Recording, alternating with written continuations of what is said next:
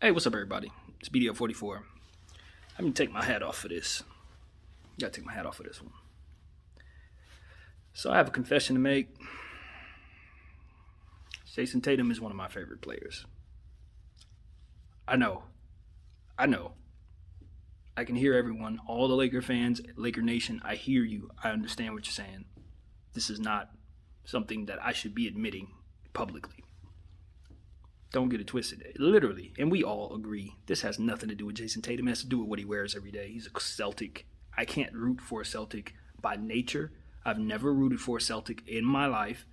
Um, I don't even think I've rooted for the Celtics when they were playing against the Clippers at one time and they beat the Clippers at the buzzer. It was like 10 years ago or something, but they had an incredible buzzer beater against the Clippers, if I'm not mistaken. I wasn't rooting for them then. This was when I first began to hate the Clippers. Still wasn't rooting for them. So that'll tell you a little something about me as it pertains to the Celtics. I take that Lakers Celtic thing probably too serious. I hate them with a strong passion. But Jason Tatum, as an individual player, is one of my very favorite players in all of basketball. Kevin Garnett was too before he became a Celtic, for what it's worth. But not after he became a Celtic. Jason Tatum's the only Celtic I will ever appreciate on any level while wearing Celtic uniform. His ties to Kobe Bryant are evident. That has little to do with it for me. Um, for me, one of the reasons why I'm such a big Jason Tatum fan um, is because out the gate, it was so evident that this was a humble kid, that this was someone who was ready for whatever in terms of, even though he wasn't playing to the level of a superstar at the time in his rookie season, it was already evident that this was where he was headed. He plays both sides of the floor. His mechanics shooting the ball are as pretty as any shooter I've seen, not named Klay Thompson or Steph Curry. I mean, he has some of the best shooting mechanics I've ever seen in my life. His footwork is legendary already. He's already a fantastic skills player. There's some things he's going to do better. He's going to get better at certain things, but as of right now, he is a scoring phenom and a defensive presence that you have to deal with. And tonight, he scored a career-high 60 points, helping lead his Boston Celtics back from a 35-point deficit to beating the San Antonio Spurs in overtime. With the 60 points that he scored, it was every bit as necessary. Every single one of those points was obviously very necessary. Now, I'm looking for the highlights, and they don't have them uploaded yet, so I honestly don't know what happened in the basketball game. And I'm not going to pretend to even tell you. What I do know for a fact is Kemba Walker did not play. Robert Williams is back after coming back from a long injury. This was his second game back. And Marcus Smart had a very big game as well. So that much I can tell from the stats. But just looking at what Jason Tatum did, 60 points in overtime, bro. 60 points, bro.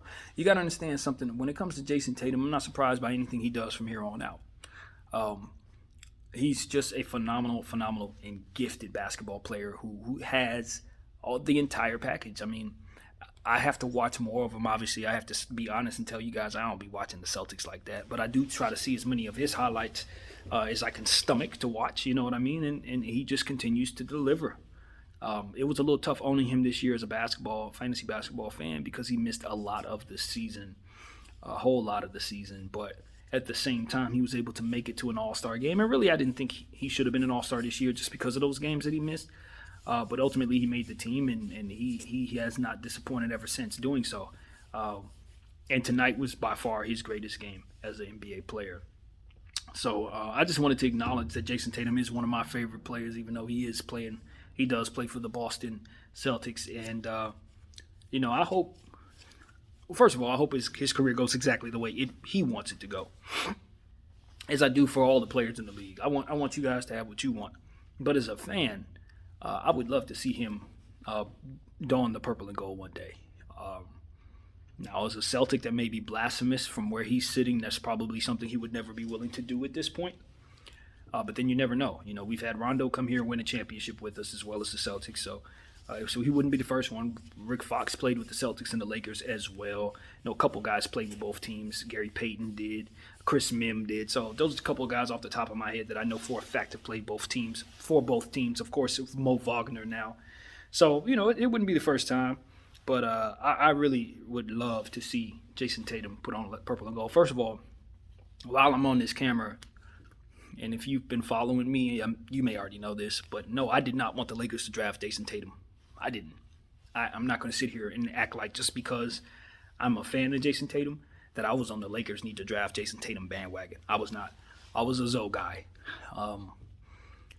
And to be honest with you, I personally am still very much a believer in Lonzo Ball. Now, would I have taken Lonzo over Jason today? I would not have done that. I wouldn't have taken Lonzo over De'Aaron Fox either. But for what it's worth, I don't see that the Lakers have regrets for that in regards to that draft pick. I don't think the Lakers really had a choice. I think most of Laker Nation would have been devastated if we didn't take Lonzo Ball at that time. Now, we would have gotten over it once we realized how awesome Jason Tatum was. But then we ended up drafting a somewhat of a Jason Tatum anyway in Kyle Kuzma. So I don't see those two really meshing well together. I mean, it would have been two great weapons to have if you have a point guard getting them the ball. But in terms of them just two players, you're talking about building around them. I love both of those guys, but I don't love the idea of starting a team around those two or trying to focus my building effort around those two. That's not how I would do it. But I do love the idea, the intriguing idea of having all three of Kyle Kuzma, Brandon Ingram, and Jason Tatum. That trio, thinking about that's crazy. Just think about some of the possibilities the Lakers have had. But, all in all, I trust Magic Johnson's basketball acumen. He said this was a fantastic passer. I agree still to this second. So, again, no regrets. But I think most of Laker Nation would admit that, yeah, Jason Tatum was definitely the player we should have took before Lonzo. In a traditional sense, who's better? It's obviously Jason. So that's just what we all know. He was a Laker supporter, from what I understand. I don't know if he was a Laker fan, more so of a Kobe fan, but that's just a nuanced conversation because Kobe never donned another jersey. So if you're a Kobe fan, you were rooting for the Lakers at all times. He never put you in a position to where you had to root for either him or the Lakers. That was the beauty of being a Kobe fan. But at any rate, I'm totally on board with what we did, but I also understand that Jason Tatum is a monster, and this is the first 60-point game he got. This won't be the last. And he's the type of guy where, and I said this when he was drafted, or rather in his rookie season when I realized what he was, and I'll say this now. I believe that he can be the best player on a championship caliber team. I do believe that. I don't think the Boston Celtics have given him that opportunity just yet, and he's still developing into that player. I don't know if he's become that player as of tonight. He might have just become that player, but I think he's headed there. But that's what it is. I believe Jason Tatum can be your alpha because he's a closer, he's a defensive stopper, he's a fantastic shooter from all three levels of the floor. His basketball IQ is strong. He rebounds the ball pretty well. He's not afraid of contact, and he's definitely he has leadership qualities and he has strong character qualities that bleed through. When you're watching him in interviews, when you're watching him carry himself body language-wise, when you see him with his son, all of that, his character, it bleeds through. I don't know if I can say that for everyone. Not everyone's character is on full display at all times, but to me, it seems like Jason Tatum's character just seems to be on display. And that is a good thing. That's a good thing. He seems like somebody that I wouldn't mind being a role model for the youngsters in my life. So, that's what I gotta say. I just think the world of the young fella, and he had a hell of a night tonight. So I just want to mention him.